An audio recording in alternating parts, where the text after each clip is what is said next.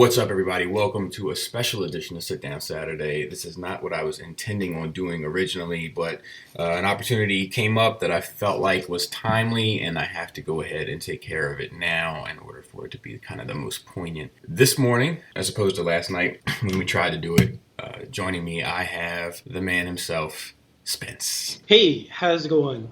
It's going quite well. How are you? Good, yeah. Sorry, it's morning for you, nighttime for me. Yes, and as you know, I was up till 2 working on videos and then back up at 7 to talk to you, which is fine, which is good. I'm glad that you reached out to clear up some things, and I'm looking forward to getting into it.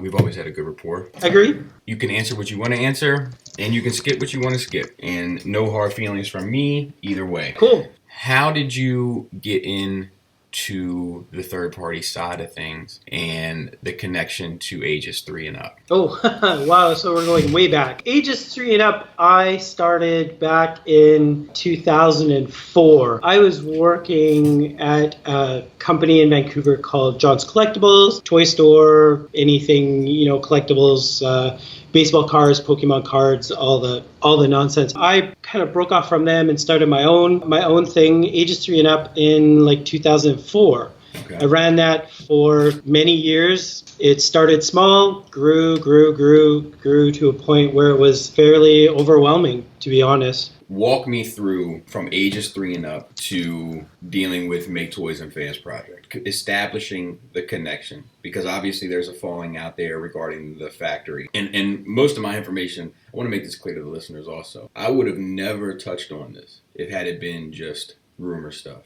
But the moment that you made a comment about it, then it's open season because you made a public statement about it. Briefly, describe your connection to them and then the falling out. Well, the owner of Fansproject and I go way back, like 90s, way back. We were friends. We worked together. We didn't work together. We were competing. The history is long. There were never bad feelings. There was competition. Sure. Between us, but it was never bad. We always were quite civil with each other. We always considered ourselves friends. The relationship was always quite good. And after I had opened ages 3 and up, he had gone back to Hong Kong. He started working on some other things, did this Fansproject thing and whatnot. And, obviously we just kept in touch over the years, over everything that happened. How did you get hooked up with Sid and Nick and the Unrustables? I've worked with Nick on many projects, personally as well as through other companies and whatnot. The third-party world isn't huge, so you tend to get to know a lot of the players, a lot of the designers. I hear that a lot. That it's a lot smaller than it seems in terms of the network, I guess. Yeah, it's very true. A lot of the people involved in third-party, as we've already established, tend to branch. Maybe one guy involved has 2 or 3 companies. Maybe one designer is designing for 2 or 3 companies. It's fairly well interlaced between a lot of people. So you do tend to cross paths with certain people as you go along, as you continue to work. So from just being in the circle, you make connections with them, starts working, the Unrustables starts moving, crowdfunded, first release comes out, pretty well done figure. I'm guessing it was successful? Right. Well, because of your previous video, which is why I sort of reached out to you, there was a little bit of information that was a little incorrect. Let's dig in. Well, the first crowdfund was for the Unrustable figure, the orange and black one. The orange and black one, the Spectre Rogue, and the Otomo. Okay. Those 3 were the only 3 that were available for the Kickstarter. Okay, that was the orange one, the white one, and what was the third one? The red one. Okay. The Akira one. Gotcha. Yeah. So those 3 were for the Kickstarter. All 3 of those figures were produced, and all 3 of those were sent out to all backers. All backers were 100% covered. That Kickstarter, 100% successful. Copy that. No questions. The purple one, which is where the controversy is happening at the moment. The purple one was supposed to be manufactured at the tail end of Otomo. But what happened was there was a miscommunication between myself, the liaison, and the factory. Mm-hmm. So the purple one didn't get made when it was supposed to. Now, we were looking at, okay, well, what are our options? What can we do? Other things. So the designer made another design for the original mold that did a Snake Eyes homage, sort of doing everything in black with large swords, doing a different face sculpt for both the bigger figure and the smaller one.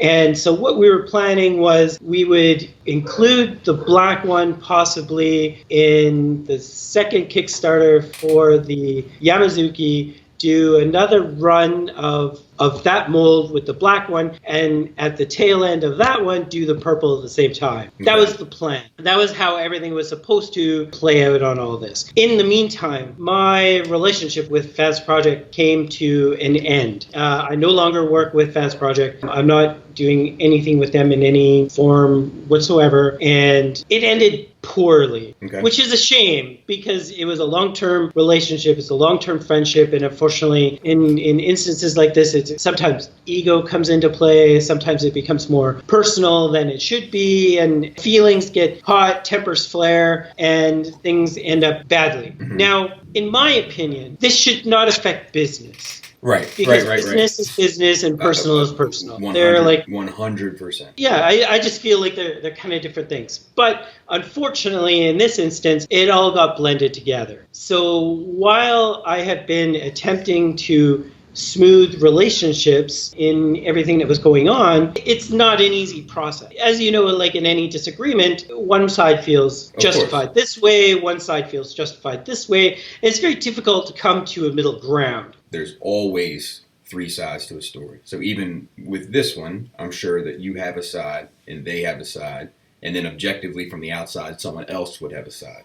Exactly, which is why in business, this sort of thing isn't done by individuals. It's done through a mediator. It's done through lawyers. It's done through uninterested third party who would look at the situation and say, this is how we can make this work, and go from there. And honestly, I just want to see it work. I mean, I want to see it work for everybody. I want to see a win for everybody involved. Sometimes it doesn't work out that way. And let's clear up the correction in terms of what you were correcting from our conversation. And our conversation is just three friends talking about something that you said, only knowing what we see. Yes. But let me just be clear, where the purple one specifically was a pre-order? The purple one was a pre-order. Okay. It had nothing to do with the Kickstarter. It was all announced after the Kickstarter was actually even finished. So, and obviously smaller level, but just trying to draw the comparison.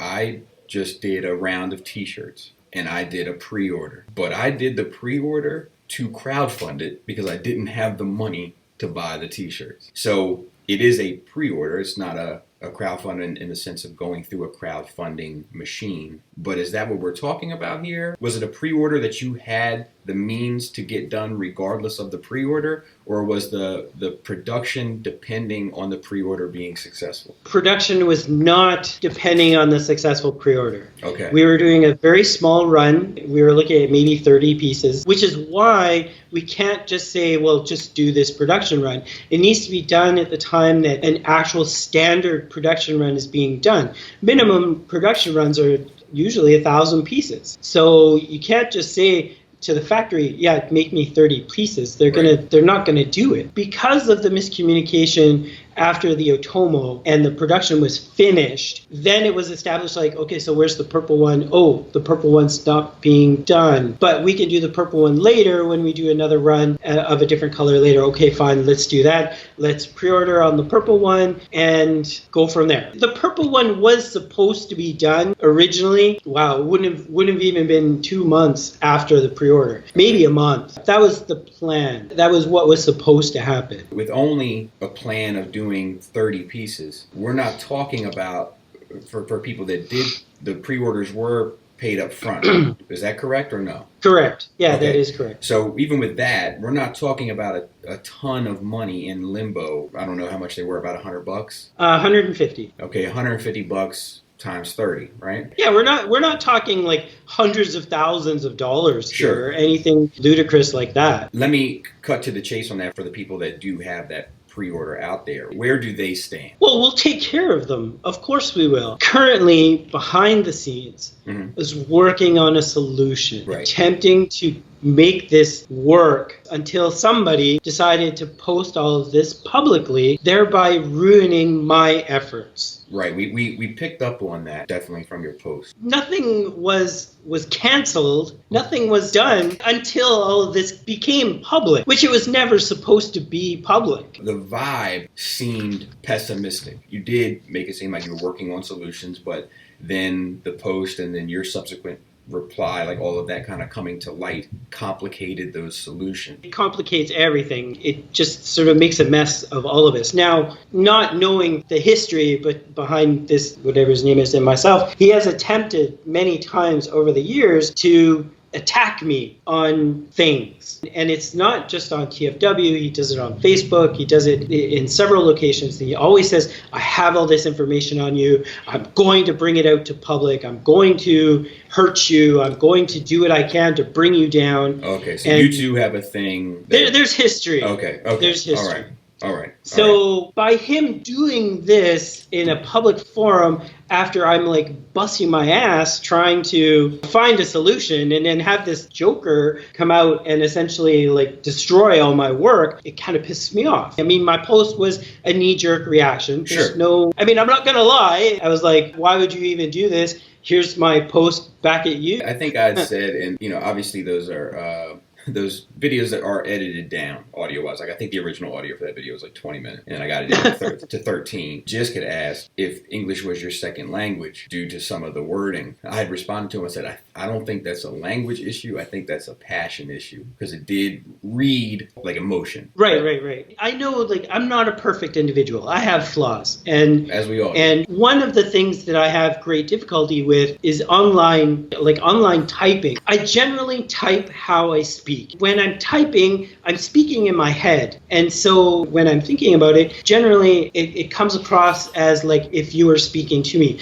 Now, the problem with that is there's no inflection, there's no gestures, context, there's no nuance. Exactly. Like there's so many things involved that sometimes it comes across incorrectly because text is subjective to whoever happens to be reading it. It's a Rorschach test. So it's always going to be different depending on who's reading and what their personality is like, because they're going to be reading it in their tone. Right. So, what I'm saying may be coming across completely different to somebody who happens to be reading it, which is why I really hate text as a thing anyway. Let me try to veer it back on a little bit. Where are you at right now in terms of the Unrustable? Like it's in limbo because you were looking for solutions, and you are saying here that either way you're going to be taking care of the people that pre-ordered, which is always nice to hear. What do you think the likelihood is of successfully producing that figure at this point? Because you don't have access to the molds anymore. I'm getting that impression. Correct. At the moment, I don't have access to the molds. They are all being held. Mayhem Mekanics has had several discussions internally over like what we can do regarding the Unrustable as a figure, because obviously they're the main characters in the story. So being the first figure is one thing, but obviously we have to also move on to other characters and other people in the story. We saw renders of another mold, right? Like a beefier, like they were the cops, I think. Yeah, there's been a few different renders of different factions, the enforcers, the people who police the areas and whatnot. And the comic will be explaining a lot of the story to the people because again, it's really difficult because I know the whole story. I know everything that happens,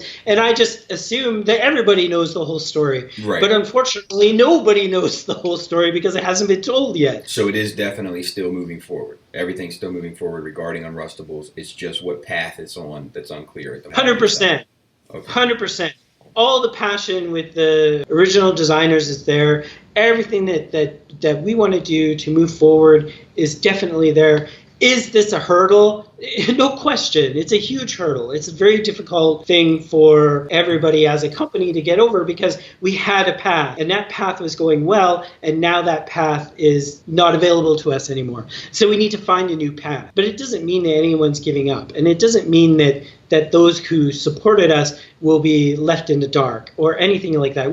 We are so grateful to everybody who supported us, even to the point of yourself doing a video on the figure, which just gives us more exposure, even though you didn't buy it. But those sort of things, everybody on the team are super grateful for. We appreciate our fans and feel like, well, obviously without the people backing us, nothing would have ever happened. Sure. So the community on this is everything for us. It's 100% for us. And never would we ever leave anybody just holding the bag, as per your own words. No, not mine. Not mine. Oh, sorry. Whoever said it in your video. Right. My follow-up to that is, are you concerned at all about the factory that has the molds using them without your permission? Of course. I'm concerned. Do I feel it would get that far? I really don't know, because how far does a vendetta go? How much are you willing to not work on a solution and instead work on a way to hurt other people? It's all dependent on who has the molds in hand. I would love to say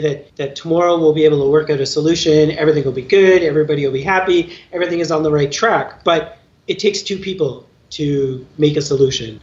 And the other thing that I wanted to touch on was this guy that you have history with on TFW. I don't know him, and I'm not here to bash anybody personally. That's not really my bag. But you say that sort of airing that out complicates potential relationships and solutions to problems you were working on. My question is why?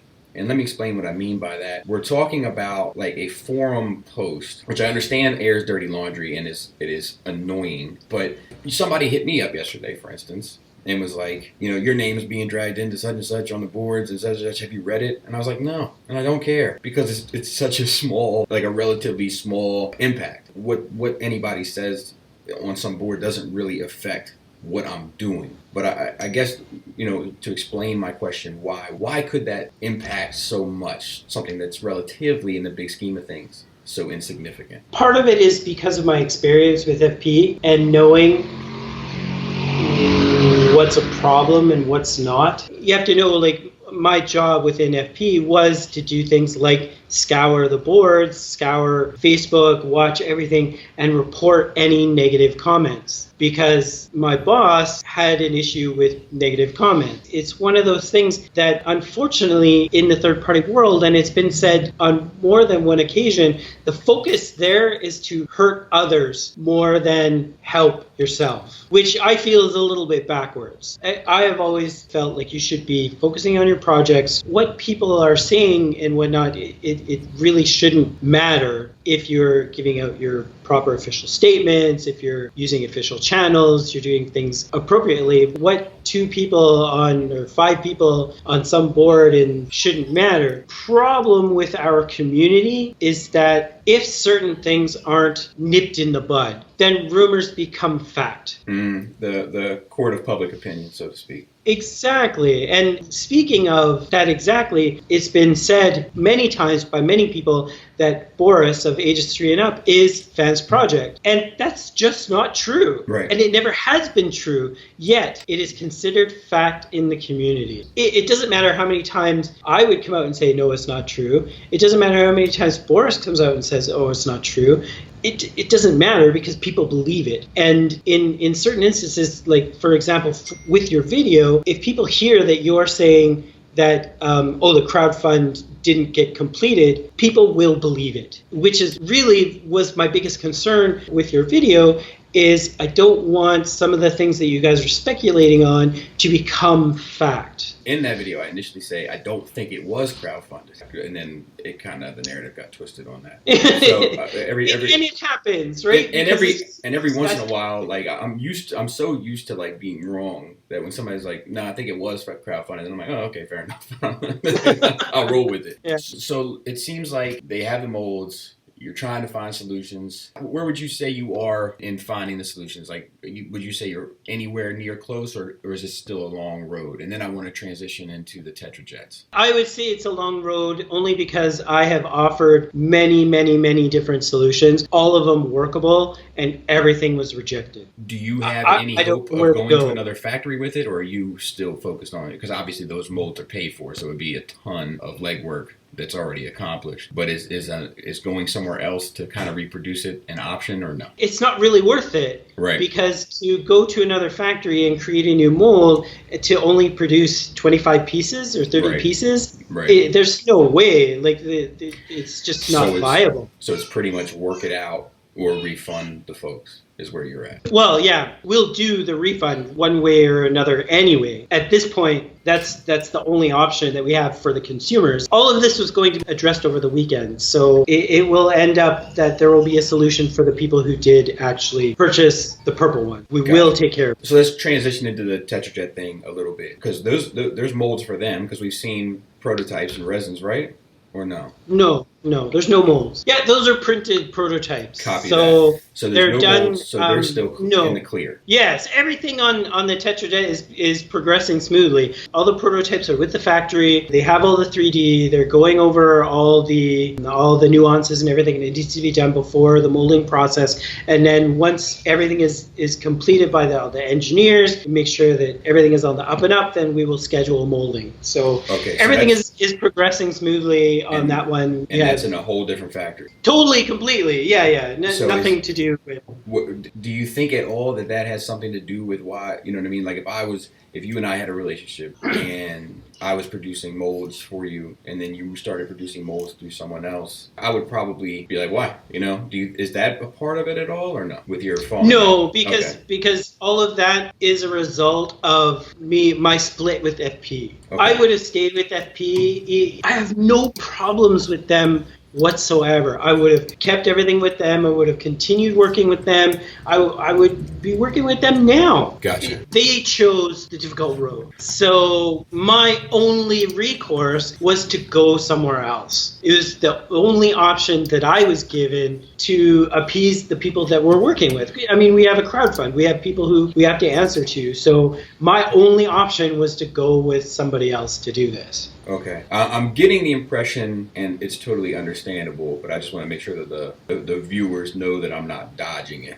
But I'm getting the impression that you don't want to get too into the woods regarding the personal fallout there. Of course not. That's nobody's business. Right. And I thought that was an interesting point you brought up as well. That there is this feeling of a need to know what's going on behind the scenes with third party as opposed to a lot of other companies. That I thought was an interesting point. True. It is unusual because there are people who have connections within Takara or who have connections in Hasbro or any of these things, but you don't see this kind of nonsense come out of the woodwork when regarding bigger companies. And it's because they have a far more professional way of addressing issues. And most of the time, issues are kept internally. And when there's a business problem, it's handled using professionals. And unfortunately, in this instance, none of this happened. Like, I don't even know how this Calabas got any of his information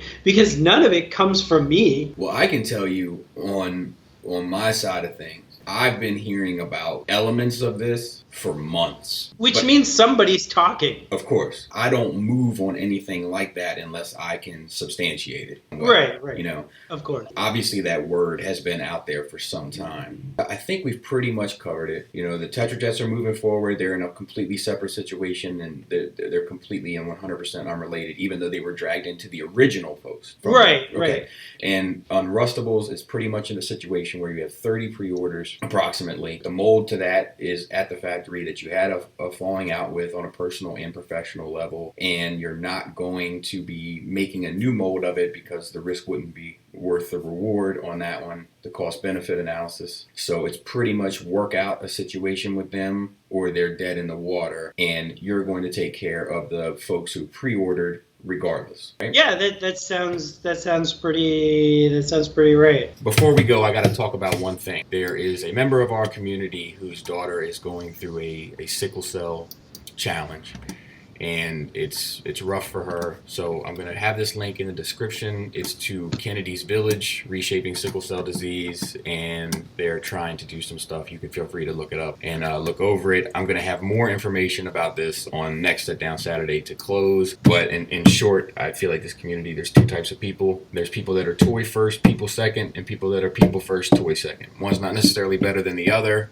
but I subscribe to the latter. If you do as well, you might want to check out this blog here and then in the description. With that being said, Spence, thank you for coming on and clearing it up. No worries. Thanks for having me. Absolutely. And always a pleasure. And thank you for being, to me anyway, a gentleman and straightforward. And even with this situation, you didn't hit me up like, why are you talking about it? It was just like, you were just like, hey, there's a few things that are misconstrued and I would like to, to clear those up. And before you cleared them up to me privately, you didn't ask for this. I suggested, let's go ahead and knock this out. Yeah. And I'll be totally honest with you. I've always said to anybody out there, if you have questions, just ask. Right. It's not difficult. I'm not hidden. I'm fairly easy to find. I'm on Facebook, on the forums. You can email the companies, info@maastoys.com or info@mayhemmekanics.com. If you have questions, just ask. Right. It's just nobody ever bothers to ask. It's always jump first.